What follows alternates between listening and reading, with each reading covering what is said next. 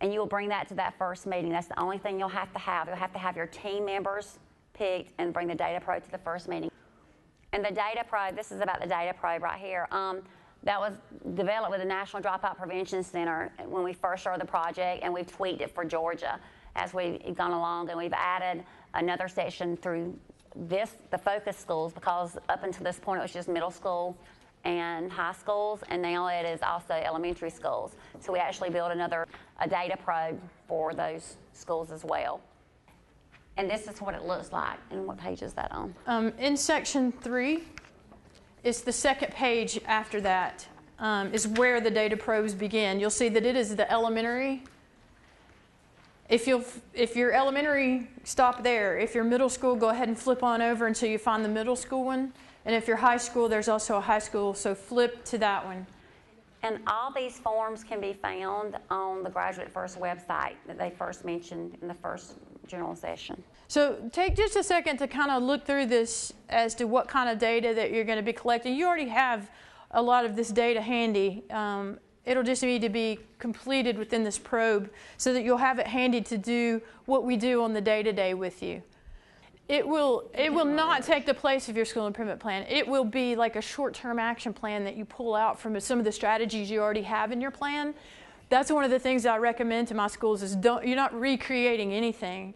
You are pulling out the strategies that you're already thinking about for your school improvement plan, but you may add some things after this day-to-day because you may see that you've not gotten the right focuses, and so you will create what I call a short-term action plan in which you will carry that out, but it won't be something totally different that you have to do. It will be based on your school improvement plan. And I also recommend, we were talking about your data team earlier for this one. I would recommend keeping the same team probably that you have for those. You might pull extra people into this one, but you're doing the same things. I wouldn't create a bunch of new committees and nobody ever communicate or anything. It should be probably the same thing. And I've had, even some of my schools chose to do their leadership team is the team that works on this because they do that work anyway. So it would just be at the discretion of your school. After the data probe, if you'll flip to the very end of that, the next thing will be the data probe discussion guide. You do not have to do this before the day-to-day. This will be what we do on the day-to-day. It's for you to really have some discussions and ask some questions that hopefully will get you to the point where you're getting to some root causes that you may not have thought about for your school improvement overall. This is kind of, the data probe is like your big picture of your school. Where are we with strengths and needs? And then hopefully from there, once you kind of figure out what some root causes are, then you can begin to develop a list of target students that you may want to focus on. Okay. And I suggest too that you come into the data day with your collaboration coach with an open mind, because a lot of people come in thinking it's math when it's really not math. It might be attendance and behavior that's keeping them out of the classroom, so they're not getting any of the math instruction. We found that many, many times. So come into it with an open mind. That's all I want to say about that one. We're going to stop right now and kind of summarize where we are. And we're going to do that by looking at a sample action plan that I created for you. In section 4, the third page is a blank page of this action plan that we use in our project. It will be available to you electronically if you choose to use this plan. But if you'll flip one more page is the actual plan that I developed. And I just did a sample for you to see what that might look like as you begin this process. If you look at number 1, we've already kind of talked about building the school team, but that's one of the things that you'll obviously need to do before you start doing your data collection, so you'll have a team in place. Because you want, as much as possible, that team to be with you in collecting that data.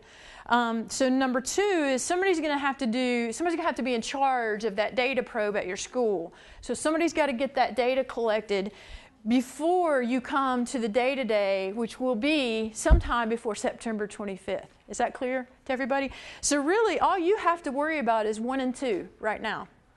And then 3, 4, and 5 kind of come after your day-to-day, where you've had some chance to discuss what your data looks like. And then you begin to develop your list of target students and look at, okay, what do we need to do out of our school improvement plan, we may pull something that we're working on and really define what it is that we need to work on for our school in our action plan.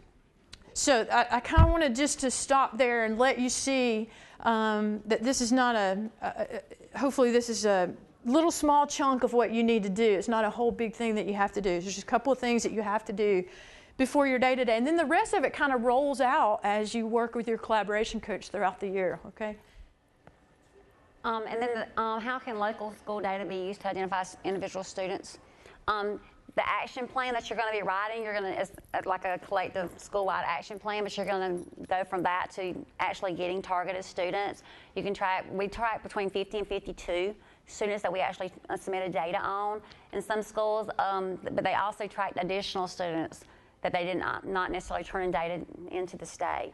So you're going to find your school-wide area of need, provides the big picture when you do your data and your data probe and discussion guide and all those things. And then you're going to drill down to a targeted list of students based on factors.